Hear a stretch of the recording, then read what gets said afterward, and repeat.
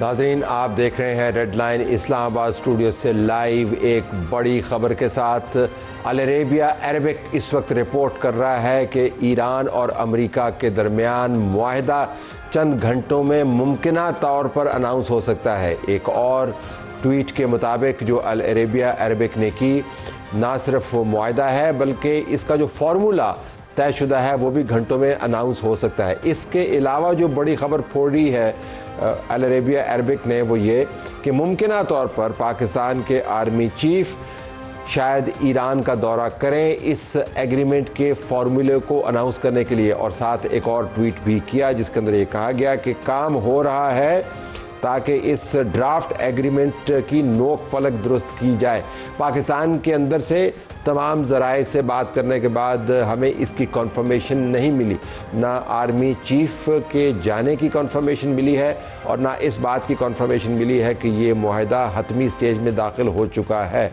लेकिन जिस तरीके से पाकिस्तान के इंटीरियर मिनिस्टर ने अपना एक दौरा ख़त्म करने के बाद दूसरा दौरा शुरू किया, जिस किस्म की उनकी मुलाकातें हुई, उससे लगता यूँ है कि कोई बहुत बड़ी बात होने वाली है और मुस्बत बात होने वाली है। याद दहानी करवाने के लिए कि इंटीरियर मिनिस्टर ने क्या क्या किया, किन किन से मुलाकातें की। हमें तेहरान से जॉन हुसैन ज्वाइन कर रहे हैं, हमें जोन अहमद ख़ान साहबा ने बीजिंग से ज्वाइन किया है, इरम अब्बासी साहबा हमें वाशिंगटन से ज्वाइन कर रही हैं और अनस मलिक हमें इस्लामाबाद से ज्वाइन कर रहे हैं। आप सबका बहुत शुक्रिया। आपके पास आने से पहले नाज़रीन मैं ये भी बता दूं सबको कि इस प्रोग्राम के एक हिस्से में कोई अंदरूनी मामलात को भी हमने टेकअप करना है। मामला तो ज़रा अजीब किस्म का है, पिंकी कोकेनी का, लेकिन जब पाकिस्तान का साबिक वज़ीर आज़म असम्बली के फ्लोर पर खड़ा होकर वजाहतें देने लगे और पाकिस्तान की हुकूमत का वज़ीर कानून उसका दिफा करने लगे और मामला पिंकी कोकेनी का हो, तो इसको हमें अहमियत देने की ज़रूरत है। ज़रा ये रिपोर्ट देखिएगा ताकि आपको अंदाज़ा हो कि प्रोग्राम में अहम मामलात पर बात करने के बाद अंदरूनी मामलात पर जब हम आएंगे तो आप क्या देख रहे होंगे। बड़ी खबर की तरफ वापस आई है। अल अरेबिया अरबिक रिपोर्ट कर रहा है कि ईरान और अमेरिका के दरमियान मुआहदा आखिरी स्टेजेस में है और ऐन मुमकिन है कि चंद घंटों में अनाउंस हो जाए। पाकिस्तान की तरफ से कंफर्मेशन नहीं है। मैं आपको सीधा तेहरान लिए चलता हूं। जॉन हुसैन हमें रिपोर्ट कर रहे हैं। जॉन, बताइएगा कि तेहरान में इस मुआहदे के हवाले से क्या बात हो रही है, ये जानते हुए कि गैर मामूली तौर पर पाकिस्तान का इंटीरियर मिनिस्टर एक दौरे के इख्तिताम होते ही दूसरे दौरे का आगाज़ करता है और तेहरान में जाकर तमाम बड़ी शख्सियात के साथ मुलाकात करता है। इस तनाजुर में मुआहदे की हतमियत के बारे में आपके पास क्या खबर है? शुक्रिया तलत साहब मुझे बुलाने के लिए।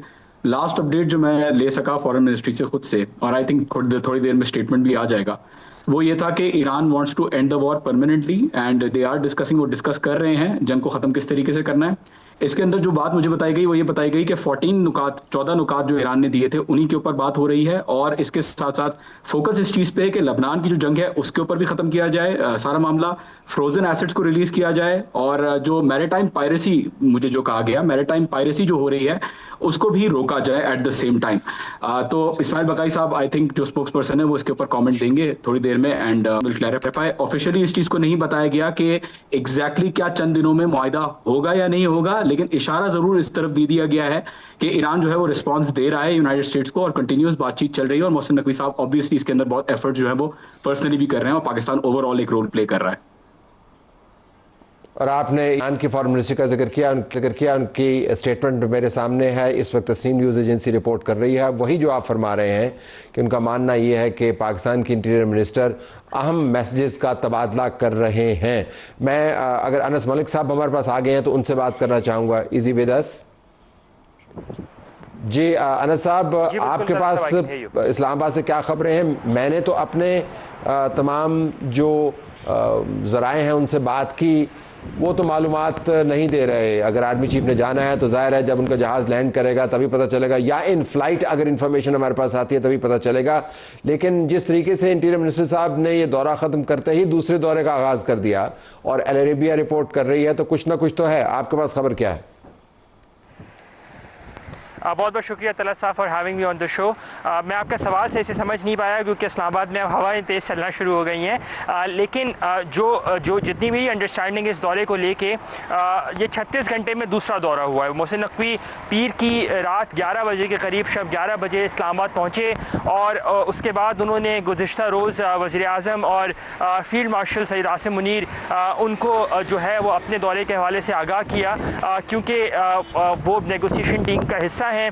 और उसके बाद वो आज फिर उनका तेहरान जाना ये इंडिकेट कर रहा है दो चीज़ों को, कि एक सीरियसनेस है, ये हमें ये बात ध्यान में रखनी होगी कि मोहसिन नकवी के तेहरान में होते हुए ही ईरान की जानिब से जो है वो जवाब आया था अमेरिका के लिए इतवार के रोज़, जैसा कि अमेरिकी ख़बर रसा इदारे रॉयटर्स ने रिपोर्ट किया। और उसके बाद इस्माइल बागाई जो ईरानी वज़ारत ख़ारजा के तर्जुमान थे उन्होंने किया।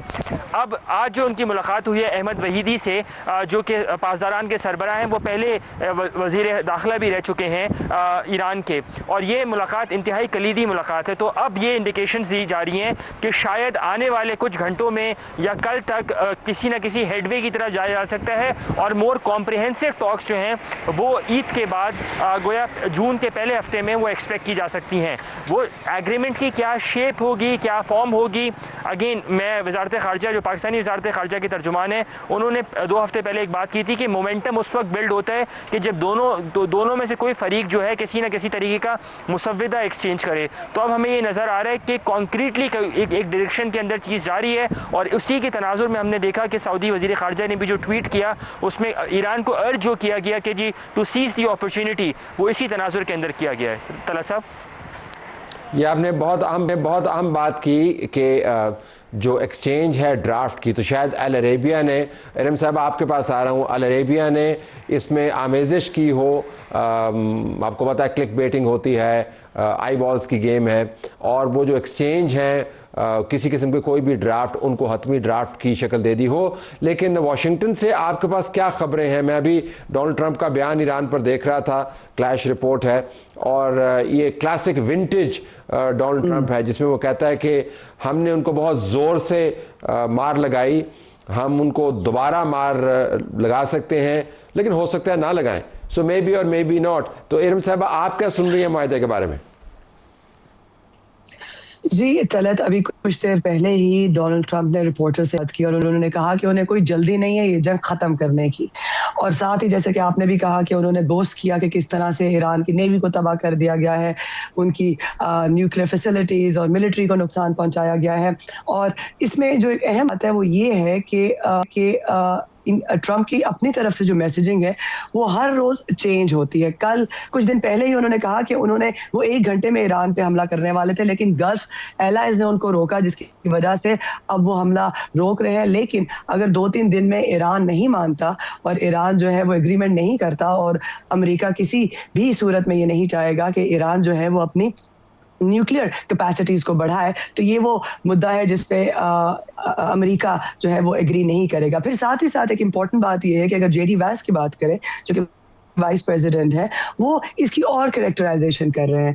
उन्होंने कल एक बयान में रिपोर्टर्स को कहा कि ईरान की जंग जो है वो उनके लीडर के अंदर जो है वो इख्तलाफ पाया जाता है, क्योंकि कुछ लोगों से जब बात होती है इस निगोशिएशन के बारे में, ईरान में जो लोग इसमें इन्वॉल्व हैं तो वो कुछ कह रहे हैं, और फिर शायद उनकी जो सुप्रीम लीडर है उनके कुछ और ख्यालात हैं निगोशिएशंस की वजह से। तो उन्होंने ये तासुर दिया जैसे कि ईरान के अंदर इख्तलाफात पाए जाते हैं, इस वजह से कोई कॉन्क्रीट निगोशिएशंस आगे नहीं बढ़ रहे। लेकिन साथ ही साथ अगर ट्रंप के बयानात की बात करें तो वो कह चुके हैं कि बहुत सीरियस लेवल की निगोशिएशंस चल रही हैं। उन्होंने इजराइल को भी बता दिया है, उन्होंने बाकी भी मिडल ईस्ट में लोगों को, अपने एलाइज को बता दिया है कि वो चाहते हैं कि 2-3 दिन में अगर ईरान एग्री करेगा तो फिर निगोशिएशन पर आता है तो जंग नहीं होगी, नहीं तो वो उनके बकौल हमला करने के लिए दोबारा तैयार है। जी जोन साहब, अगर मैं आपके पास आऊं, 2 और ताकतें हैं जिनकी बातचीत हुई आज, प्रेसिडेंट शी और पुतिन की मुलाकात और उसके बाद एक एलामिया। बहुत सारी बातें उस एलामिया के अंदर, लेकिन जो हमारे लिए अहम बात है इस जंग के हवाले से ईरान और अमेरिका, वो लाइन है जिसमें कह रहे हैं कि जो आबनाए हुर्मुज़ के अंदर तलातुम है वो रियासतों की बंदिशों की वजह से बहरी तिजारत के ऊपर असरअंदाज हो रहा है। सो इन अ वे वो ईरान को भी शायद बीच में ला रहे हैं और अमेरिका को भी बीच में ला रहे हैं और सब यही चाहते हैं कि ये बंदिशें खुलें। तो आपको लगता है कि शायद खुफिया अंदाज से शी और ट्रंप के दरमियान कुछ ऐसी बात हुई हो जिसको इस एलामिये में जो प्यूटन और शी का है उसके अंदर ये लाइन आई हो कि जी आपको इस बंदिश को खोलना है? Go ahead. शुक्रिया तलत साहब, पहली बात आपने दावत दी। ये बहुत अहम हफ्ता है बीजिंग में। पहले जैसे प्रेसिडेंट ट्रंप का विजिट हुआ उसमें भी हमने देखा एक अनकन्वेंशनल साइड ट्रंप की, काफ़ी रिस्पेक्टफुल थे टुवर्ड्स चाइना और दोनों ममालिक ने मतलब काफ़ी पॉजिटिवली कई बातों पे एंगेज किया, ट्रेड, टैरिफ वगैरह। और उसमें middle east conflict, Iran conflict की भी बात आई। ये बात आई चाइना का जैसे शुरू से मौकफ रहा है, पाकिस्तान चाइना की भी बीच में डिस्कशन हुई before Pakistan took the mediation role कि प्रिंसिपल्ड होना चाहिए रेजोल्यूशन। एंड चाइना का मौकफ शुरू से यही रहा है कि बातचीत के जरिए ही ये मसले हल हो सकते हैं, स्ट्रेट ऑफ हॉर्मुज को ब्लॉक नहीं होना चाहिए। चाइना का पूरा जो एक स्ट्रैटेजी है, चाइना की जो एक एंगेजमेंट है मिडल ईस्ट के साथ, वो भी कनेक्टिविटी और ट्रेड के ऊपर है। और हम ये भी जानते हैं कि 30 से 40% चाइना की अपनी energy resources straight of Hormuz के थ्रू आती हैं। तो ये एक बहुत अहम इशू रहा है। ट्रंप शी की मीटिंग में भी इसका जिक्र हुआ और अब पुतिन और प्रेसिडेंट शी की मीटिंग में भी काफ़ी बातें हुई, बहुत होलिस्टिक डिस्कशंस हो रही हैं बायलैटरल कोऑपरेशन के हवाले से। लेकिन ये जो स्ट्रेट ऑफ हॉर्मुज का जिक्र हुआ ये एक्सपेक्टेड था। दोनों ममालिक अपनी पार्टनरशिप को इस तरह से शोकेस करते हैं और बिल्ड करते हैं कि it's not against any targeting any third country, they are against imperialism and they're also against wars and conflict। UN charter की बात हुई बीच में। तो बिल्कुल मतलब इसमें कोई इतना भी इनडायरेक्ट नहीं है। अगर आप ज़्यादातर चाइनीज साइड से जो इस तरह की कम्युनिकेस होती हैं या मतलब डिस्कशंस होती हैं, इसमें बहुत नाम नहीं लेते किसी मुल्क का, लेकिन इंडिकेट ज़रूर करते हैं। और मतलब जाहिर बात है कि दो जो चाइना और रशिया दोनों ममालिक हैं उनके मिडल ईस्ट में काफ़ी हाई स्टेक्स हैं। तो दे आर इंडिकेटिंग कि ईरान को भी और यूएस को भी मतलब इस तरह आगे बढ़ना चाहिए, किसी सोल्यूशन की तरफ आना चाहिए। ये कलीदी बात है जो आपने की कि ईरान और अमेरिका दोनों को आगे बढ़ना चाहिए। जॉन साहब ज़रा खुल के बात करते हैं। बुनियादी तौर पर तो जो प्राइवेटली बातचीत हो रही है वो पब्लिक के अंदर जो पोस्चर दोनों की तरफ से अपनाया गया है उससे कोई ख़ास मुताबिकत नहीं रखती। ईरान की तरफ से एक टफ पोस्चर आया है। अभी मैं देख रहा हूँ जो उनके हेड ऑफ नेशनल सिक्योरिटी हैं उनका बयान कि हम अमेरिका के साथ हमारा जो तजर्बा है वो ये है कि हम इस पर भरोसा नहीं कर सकते, हम हर किसी की सिनेरियो के लिए तैयार हैं। लेकिन जाहिर है जब आप ड्राफ्ट एक्सचेंज करने की मंजिल पे पहुंच जाते हैं तो फिर काफ़ी करीब होते हैं आप मुआहदे के मुमकिन तौर पर। तो ये पब्लिक पोस्चरिंग जो है इसको तो मॉडिफाई करना होगा, क्योंकि अगर ये चलती रही यूं ही तो फिर जो ड्राफ्ट एग्रीमेंट या एग्रीमेंट होगा वो तो दोनों के लिए मुश्किल का बायस बनेगा, ट्रंप के लिए भी और ईरान की क़यादत के लिए भी। बिल्कुल सही कहा तलत साहब आपने, I absolutely agree with it. और ईरान ने जो कहा है, अभी जो फॉरेन मिनिस्ट्री ने कहा वो यही कहा कि ये जो ट्रंप की जो धमकियां हैं या वो जो थ्रेट्स हैं, जो डेडलाइंस हैं, अल्टीमेटम्स हैं, वो अगर अवॉइड करेंगे तो इसके लिए दोनों साइडों के लिए अच्छा होगा, क्योंकि ये चीज़ें ख़राब कर रही हैं सारे मामलात को। अगर आपको याद हो तो पहले स्ट्रेट ऑफ हॉर्मुज ईरान ने खोल दिया था, फिर नेवल ब्लॉकेड जो है वो रुक गया था, मतलब नेवल ब्लॉकेड लगा रहा था। तो ईरान को एक ट्रस्ट डेफिसिट है कि इस दफ़ा अगर स्ट्रेट ऑफ हॉर्मुज को खोला जाएगा तो ऐसी सिचुएशन होगी कि शायद ट्रंप दोबारा ये कहेंगे कि जी मैं नेवल ब्लॉकेड नहीं हटा रहा, फॉर एग्जाम्पल। तो एक कॉन्फिडेंस बिल्डिंग मैकेनिज्म जो है वो तैयार करना होगा, स्पेशली इस दौरान जहाँ पे नेगोशिएशंस के इतने करीब हैं दोनों फरीकैन दोबारा से। और इसके अंदर जो ईरानियंस हैं वो ये कहते हैं कि हम लोगों ने जंग स्टार्ट नहीं की, ना ही हम लोगों ने स्ट्रेट ऑफ हॉर्मुज के ऊपर कभी कब्जा करने का इरादा किया था। अब जो एक ही लेवरेज है ईरान का, जो कि स्ट्रेट ऑफ हॉर्मुज है यूनाइटेड स्टेट्स के खिलाफ, उसको अगर रिजॉल्व करवाना है, और पिछले 24 घंटे में 26 ships according to the statement by IRGC 26 कश्तियों को जो है वो रिलीज कर दिया गया है whiles moving with the protocols of the Iranians. तो इसके अंदर आगे अगर कोई चीज मुस्बत होनी है तो यूनाइटेड स्टेट्स की तरफ से एक गुडविल जेस्चर दिखाना जरूरी होगा और ब्लॉकेड को हटाना जरूरी होगा। और यूनाइटेड स्टेट्स से, ईरान ये कहता है कि यूनाइटेड स्टेट्स से बोला जाए कि वो अपना नेवल ब्लॉकेड हटाएं instead of asking Iran to remove their control over the Strait of Hormuz. Anas, अगर मैं आपसे पूछ पाऊं, आपको मेरी आवाज पहुंच रही है? क्योंकि हवाएं अभी भी चल रही हैं इस्लामाबाद में। Can you hear me now? I can hear you right now. Thank you so much. Go ahead. अच्छा, ये फरमाइएगा कि पाकिस्तान की पोजीशन इसमें बड़ी वाज़ेह है। अब जब मोहसिन नकवी साहब एक मोतबर नुमाइंदे की हैसियत से अहम तरीन मामलात के ऊपर पैगाम रसानी करते हैं तो वो सिर्फ ज़ुबानी गुलामी या चिट्ठों पर लिखे हुए पैगाम तो नहीं होंगे, कुछ कागज़ होंगे, कुछ नुकात होंगे, उसके अंदर फिर आपने देखना होगा कॉमा कहाँ पर लगा है, फुल स्टॉप कहाँ पर लगा है, अल्फाज क्या हैं। लेकिन सब कुछ करने के बाद किसी बड़े को जाकर ज़मानतें लेनी होंगी कि अगर पाकिस्तान की मीडिएशन के बाद कोई ड्राफ्ट सामने आता है तो उससे फिर मुनहरिफ नहीं होगा, तो वो जाहिर है या फिर वज़ीर आज़म होंगे या चीफ ऑफ डिफेंस फोर्सेस होंगे।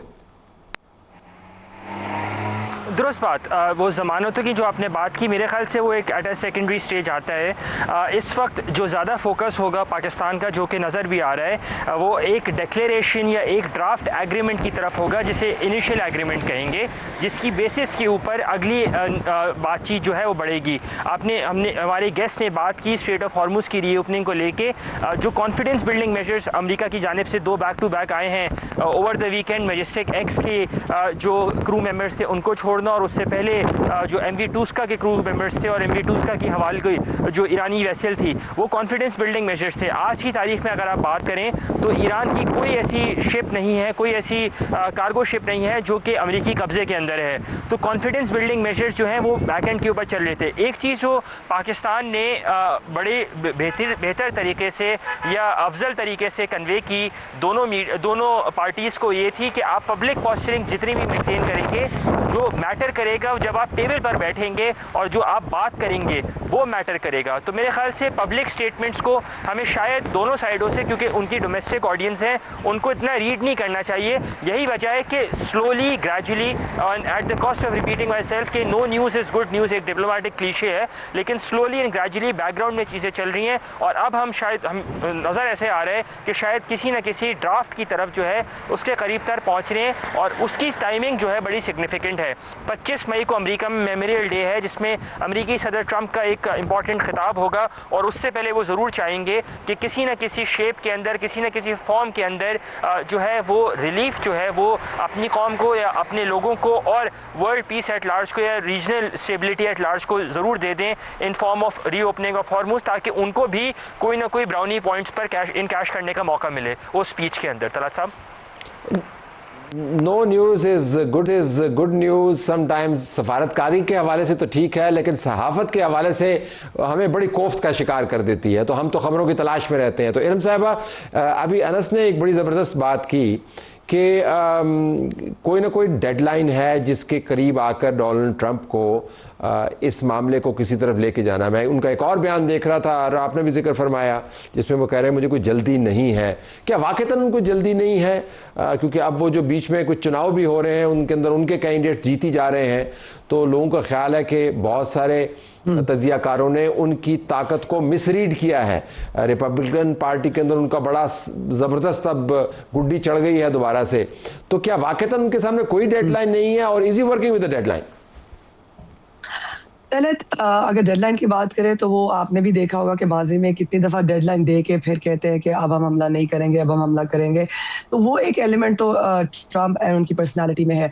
लेकिन अमेरिका के अंदर ट्रंप पर बहुत ज़्यादा प्रेशर है। ट्रंप की अप्रूवल रेटिंग जो है वो हिस्टोरिकली लो है, and if you know how Trump operates, तो उनके लिए एक बहुत इम्पोर्टेंट एलिमेंट है कि उनकी रेटिंग आवाम के अंदर क्या है। ईरान वॉर को लेकर इस वक्त ट्रंप की अप्रूवल रेटिंग काफ़ी गिरी है। जो आपने यहाँ पे प्राइमरीज की बात की, जाहिर बात है नवंबर में इलेक्शन आ रहा है, और उससे बहुत पहले बल्कि वो चाहते हैं, प्रेसिडेंट ट्रंप के जो इनर सर्कल है, यहाँ के US मीडिया रिपोर्ट कर चुका है कि वो चाहते हैं किसी ना किसी तरह से इस जंग को ख़त्म किया जाए। नवंबर में इलेक्शन आ रहे हैं, ऑलरेडी आवाम में गम और गुस्सा पाया जाता है महंगाई की वजह से, और ट्रंप के लिए अप्रूवल रेटिंग्स बहुत इंपॉर्टेंट है। ट्रंप पॉस्चरिंग, जैसे कि आपने खुद भी बात की, आपके गेस्ट ने भी बात की कि पॉस्चरिंग में जो है उनको बाज़ हल्कों में ये भी कहा जा रहा है कि ये कहा भी जा रहा है कि आप ये जो ट्रूथ सोशल मीडिया पर जो वॉर हो रही है, या ईरान की तरफ से भी जो बयानबाजी सोशल मीडिया पे आप देखते आ रहे हैं, वो उसको रोकना ट्रंप को उससे रोकना बहुत मुश्किल है। लेकिन कुछ जो डिफेंस एक्सपर्ट्स हैं, यहाँ के थिंक टैंक्स हैं, उनका ये मानना है कि ये वो बिहेवियर है जिसकी वजह से चीज़ें और प्रोलॉन्ग हो रही हैं, और इसका जो है रिपब्लिकन्स पे नवंबर में जो मिड टर्म टर्म इलेक्शंस है उस पर असर हो सकता है।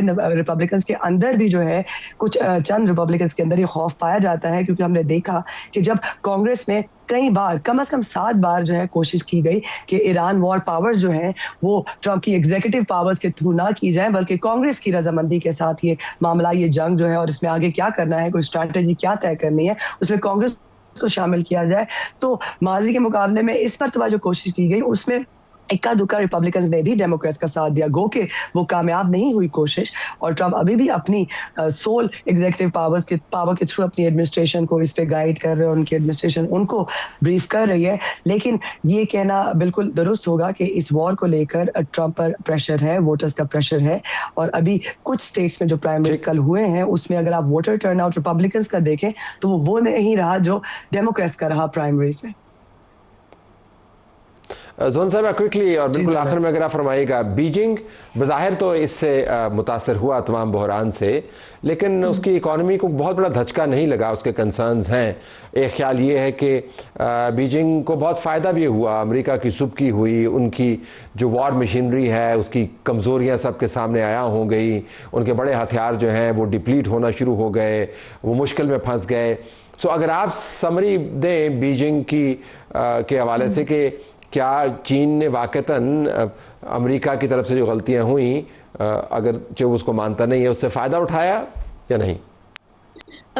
मैं क्विकली बात करूंगी कि चाइनीज सोशल मीडिया पे प्रेसिडेंट ट्रम्प के लिए एक टर्म यूज़ की जाती है जिसकी ट्रांसलेशन है नेशन बिल्डर, और उनका मायने ये है कि ट्रम्प की जो पोस्चरिंग रही टुवर्ड्स चाइना, चाहे वो 2017 टैरिफ्स, ट्रेड वॉर की बात करें, और अब भी जिस तरह की फॉरेन पॉलिसी चल रही है जिससे ट्रम्प इवन अपने आलाइज के दरमियान अनपॉपुलर होते जा रहे हैं, इससे चाइना को ही नहीं बल्कि पूरी दुनिया को फ़ायदा है। चाइना को इस लिहाज से फ़ायदा रहा पिछले 9 सालों में कि चाइना ने अपनी मतलब डेवलपमेंट हर लिहाज से उसको एक्सपर्टाइट किया, एक तरह से गैल्वनाइज हो गई मुल्क की नीड के हमें किसी भी टाइम पे अमेरिका इस तरह टारगेट और अटैक कर सकता है, तो हमने अपने आप को सेल्फ रिलायंट और टेक्नोलॉजिकली एडवांस बनाना है।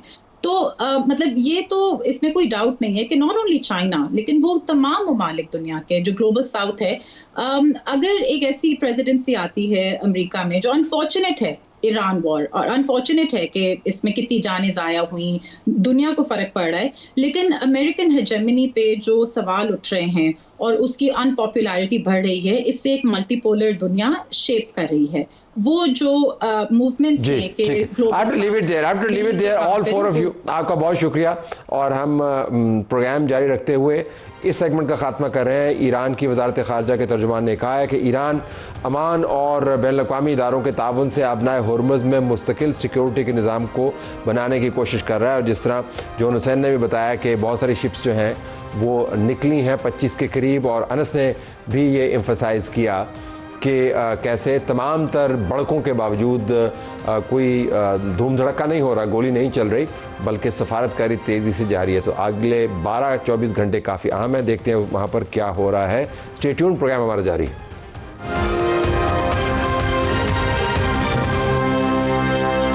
प्रोग्राम में खुशामदीद नाज़रीन। अब हम बात करते हैं पिंकी कोकेनी की। मामला हमने इनका उठाना नहीं था क्योंकि एक आम सी खबर बज़ाहिर लगती है, लेकिन जब मुल्क के वज़ीर-ए-आज़म को, साबिक़ वज़ीर-ए-आज़म को उसकी वजाहत देनी पड़ जाए, जिस तरह कि मैंने इब्तदाई में ज़िक्र किया, राजा परवेज़ अशरफ ने वजाहत दी कि उनका नाम खामखा लिया जा रहा है और उनको बदनाम किया जा रहा है, और वज़ीर कानून तारड़ साहब ने फिर उनकी तायीद की और कहा कि आप ऑनरेबल शख्स हैं। और फिर जब हम ये देखते हैं कि सेनेट की कायमा कमेटी में ब्रीफिंग दी जाती है इस खातून के हवाले से, और बताया जाता है कि ये कैसे काम करती रही, कितने इसके ऊपर केसेस बने, कितने इसके अकाउंट थे, तो फिर बड़ी ख़बर आपको बनते हुए नज़र आती है। हमारे पास असलम खान साहब मौजूद हैं, ब्यूरो चीफ समा टीवी। असलम, आपका बहुत शुक्रिया।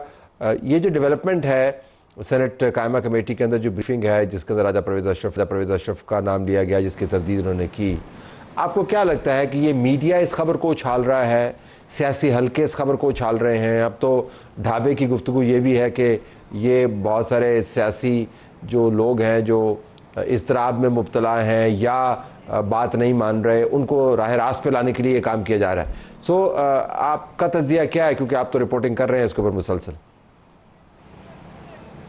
और देखिए कुछ चीज़ें इस तरह की हैं कि जब एक बात की जाए, आईजी सिंध जावेद आला भुट्टो गुज़िश्ता रोज़ ये बात कह चुके हैं कि इसमें 860 लोगों के नंबर उसके मोबाइल फ़ोन से मिले जब उसका फॉरेंसिक कराया गया है, और उसमें मोतबर लोगों के नाम भी हैं। अब अगर एक ड्रग डीलर के मोबाइल फ़ोन से लोगों के नंबर मिलेंगे, हो सकता है कि कॉन्टैक्ट नंबर उसने हासिल किया, कभी किसी पार्टी में कोई मुलाकात, किसी जगह पर मुलाकात हो गई हो, किसी तरह नंबर ले लिया हो, लेकिन बहरहाल वो जब नंबर सामने आए तो उसकी तफ्तीश बनती है। इसी तरह एडिशनल आईजी कराची उन्होंने भी आज यहाँ पर बात की, जब कौमी असम्बली की कायम कमेटी पर दाखिला का इजलास हुआ था, उसमें भी बड़ी तफसीली ब्रीफिंग दी गई।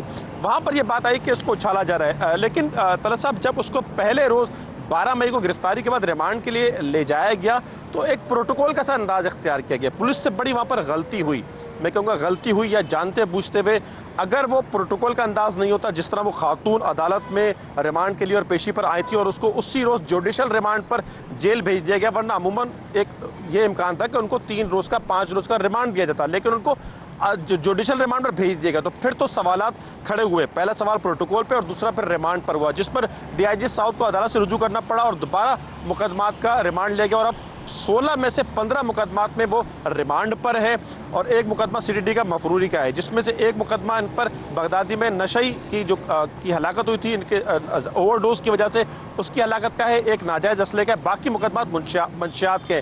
और एक आप ये देखें कि बार बार गिरफ्तार भी हो फिर छूट भी जाएं।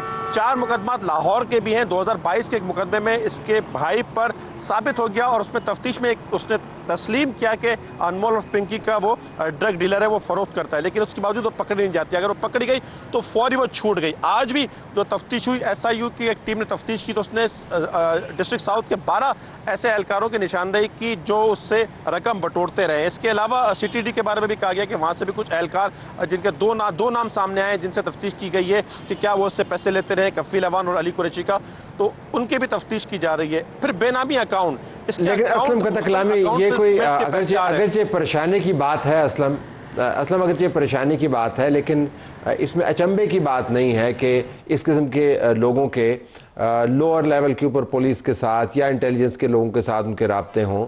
और सिर्फ यहीं पर नहीं होता, दुनिया के बड़े बड़े जिनको हम मुहज़्ज़म ममालिक कहते हैं वहाँ पर भी ये लोअर एंड के ऊपर ये होता है, ड्रग डीलर्स का बिलखसूस। लेकिन जो परेशानी की बात है कि जब मुल्क के एक्स प्राइम मिनिस्टर का नाम लिया जा रहा हो, फिर उसको वजाहतें करनी पड़ रही हों और फिर और सियासतदानों के नाम भी आ रहे हों, तो फिर ये सिर्फ लोअर एंड पुलिस वालों का मामला तो नहीं रह जाता। ये तो फिर सियासी तौर पर अगर वाक़तन नाम की फहरिस्त सामने आ जाती है, एक भौचाल भी बन सकता है। बिल्कुल बन सकता है भौचाल। जिस तरह मैंने आपको बताया कि पहले एक MNA का नाम आया और ये कहा गया पिंकी की जानिब से कि ना सिर्फ MNA बल्कि उनकी अहलिया भी राब्ते में थे और 5 लाख रुपए के कर्जदार भी हैं, वो कर्ज भी देना है। फिर एक अदाकार का भी नाम सामने आया, फिर राजा परवेज़ अशरफ का भी नाम सामने आया। और गुज़िश्ता रोज़ जिस तरह मैंने आपको बताया कि IG सिंध के बहुत से मोतबर लोगों के नाम सामने आने हैं, तो यकीनी तौर पर यह भौचाल लगता ये है कि उसी सिलसिले की एक कड़ी है कि अभी वो नाम सामने नहीं आए हैं और ये सिलसिला चल गया। इससे पहले आपको याद होगा साउथ में ही अरमगान का केस सामने आया था, उसमें भी कहा गया था कि बहुत से लोग हैं, उसमें भी मंशियात का मामला भी था, गैर कानूनी कॉल सेंटर के साथ साथ मंशियात का इस्तेमाल और उसके बाद एक नौजवान का कत्ल भी शामिल था। और यहाँ पर ये मंशियात का बड़ा मामला है, कोकेन का इस्तेमाल यहाँ पर है। तो इसकी वजह से और एक तलत साहब एक बड़ी वजह यह बनी है कि जो पोश इलाके हैं कराची के, अगर हम क्लिफ्टन की बात करें, डिफेंस की बात करें, सदर का जो कारोबारी इलाका ये भी साउथ में आता है, तो यहाँ के जो एलिट क्लास है उसमें स्कूल, कॉलेज, यूनिवर्सिटी के जो तलबा हैं वो नशे की लत में मुब्तला हो रहे हैं और ख़वातीन भी इसमें मुब्तला हो रही है। तो लगता ही है कि उसका नोटिस लिया गया। हमारी बात हुई वफाकी सिविल इदारे से, हसास इदारे से, उन्होंने तस्दीक की कि उन्हें 1 से 1.5 महीने पहले एक ये ऑर्डर मौसूल हुआ था। वो बिलखुसूस काम करते हैं, एंटी टेररिज्म पे काम करते हैं और टेररिज्म फाइनेंसिंग पर काम करते हैं, लेकिन उन्होंने काम शुरू किया था इस पर मंशियात पर और उसी इदारे की मदद से इसकी गिरफ्तारी अमल में आई। ये कोकेन 300 ग्राम कोकेन खरीदती है ये खातून और उसको 1 किलोग्राम बना देती है, 12,000 रुपये की ग्राम खरीदती है और 40,000 रुपये की ये फरोख्त करती है। इसकी गिरफ्तारी कैसे हुई तलत साहब? इसने तशहीर की, अपने आप को डॉन बनाया, इसने मैडम पिंकी क्वीन के नाम से एक ब्रांड बना करके मंशियात फरोख्त की और यही एक वजह थी जो इसकी गिरफ्तारी में का मामला आया। और इसके हवाले से ये भी कहा गया कि कुछ शायद अमवात ऐसी हुई हैं जिससे ये भौचाल हुआ है कि जो उसकी ड्रग थी, चूँकि ये केमिकल मिला करके वो ड्रग फरोख्त करती थी, जिसके बाद उसकी ये गिरफ्तारी अमल में आई है। और आपकी बात दुरुस्त है कि ये मामला सिर्फ ये नहीं कि जो लोअर लेवल पर तो उसके पुलिस अफसरान से ताल्लुकात का मामला या छूट जाना वो तो इतनी बड़ी बात नहीं है, बहुत से मामला इस तरह सामने आते रहे हैं, लेकिन जो बात आ रही है कि कुछ बहुत अहम लोगों के नाम सामने आ सकते हैं, उसी की वजह से ये मामला है। और अब पंजाब पुलिस और सिंध पुलिस दोनों मिलकर इस पर काम करेंगे। ANF का भी एक मुकदमा है पिंकी पर, वो भी इसकी तफ्तीश करेगी। जी, आपका बहुत शुक्रिया असलम, आपने हमें ताल से आगाह किया। जिस तरह हमने पहले गुजारिश की थी कि मामला अगर आम किसी क्रिमिनल का होता तो हम उसको उतनी ही अहमियत देते जितनी उसकी अहमियत बनती है, लेकिन जो इसके अंदर सियासी नाम आ रहे हैं और उसके साथ आइनी तरमीम को भी जोड़ा जा रहा है, जिस किस्म की बातचीत हो रही है, और जब पुलिस वाले कहते हैं कि आने वाले दिनों में मोतबर नाम भी सामने आएंगे तो फिर ख़बर ख़ुद को लेके चलती हुई नज़र आती है। हम इसको फॉलो करते रहेंगे, दूसरे मामला भी हमारे रडार पर होंगे। प्रोग्राम देखने का शुक्रिया, इजाज़त चाहते हैं, अल्लाह हाफ़िज़।